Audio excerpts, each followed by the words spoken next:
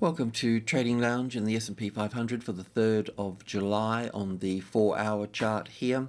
So we're looking at this as an extended fifth wave here. So we have a very clear wave 1 here and wave 2 here, 3, 4, and then 1 and 2, and 3 and 4, and we're counting 5 smaller waves up to the 3000 area through here. So let's just go in and pick it up from this point here on the 1-hour chart. So from that wave 4 here, we can see that we've got wave 1 here and wave 2 here, and this here would make another wave 1 and 2 in here, and 3 in here, and 4 to here, because this is 5 waves here, an A wave, a B wave, and a C wave to here. Then up for wave 3. This could actually pull back to the wave 4 of 1 lesser degree here as well, so just be mindful of that, and then we should see a push higher through here. This market would like to, most markets, traders like to push things to the next highest number. And when we sort of look back here, we've got, well, it sticks out more so on the 4-hour chart here. If I can just come back here for a moment, we can see that the resistance here has now become the tested support here. So that's a positive thing for further upside. And just coming back to the 1-hour chart here again. If you're long here now, we just really want to protect any profits here at this stage. So I'm just playing a tight game here. I'm just putting the stop under this point here, but certainly look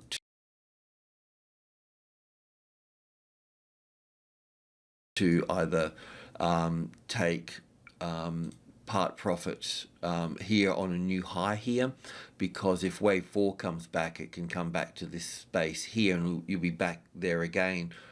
So it's probably even better to take profit in here. So this will be 5 waves to the upside here. So we've got wave 1 and 2, and we've got wave 3 here, wave 4 here, and wave 5 will come into this space here.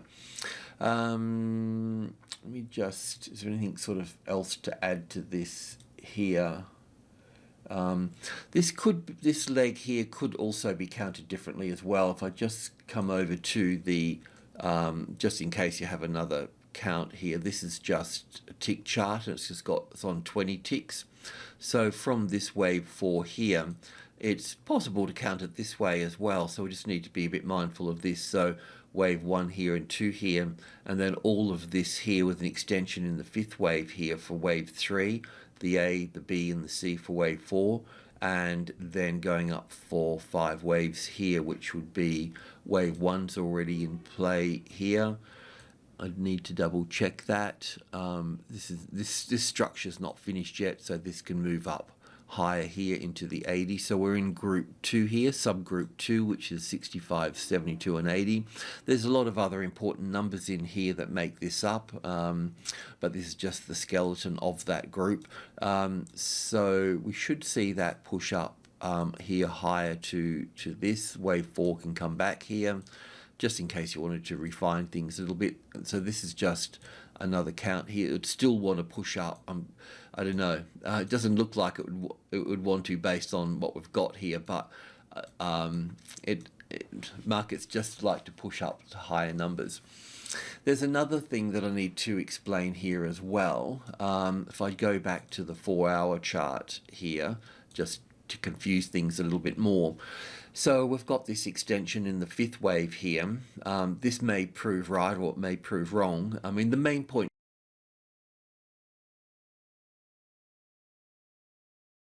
for us is that we want to protect our position, and we want to get higher into profit here. So that's our main game.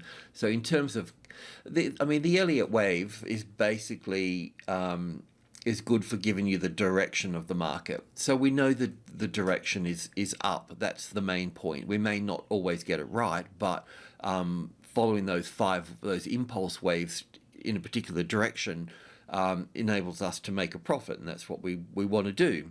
The trading levels act as, well, price points act as a nice support and resistance here to help place stops and entries and so on.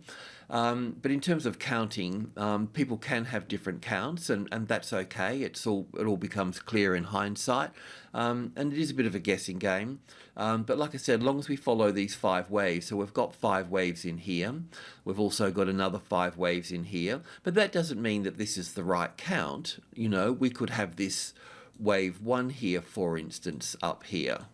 So wave 1 could be here, and wave 1 could be here. So this would make, if I copy this here, would make this wave 2 here, and then this becomes wave 3 up here, of course, and wave 4 here, and a little bit short perhaps, but these are the sorts of things that we need to take on board and think about a bit. But yeah, so there, you know, this could be another count here. We can have wave 3 coming up to this top here, and then this would make this wave 4 coming back here to the wave 4 of 1 lesser degree here.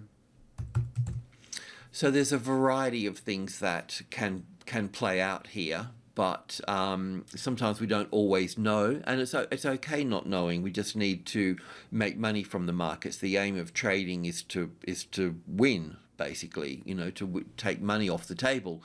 So that's what I try and do within my counts. But there's always other counts to be you know, to look at, and I try and accommodate them in my thinking in terms of when we place trades and targets and so on. All right, I'm going to leave it at that. It's pretty simple at this particular point here. The trend is still to the upside, and the 3,000 is the likely target. And once that comes into play, then we need to start tracking the reaction when it occurs. We need to track that. Alrighty, cheers.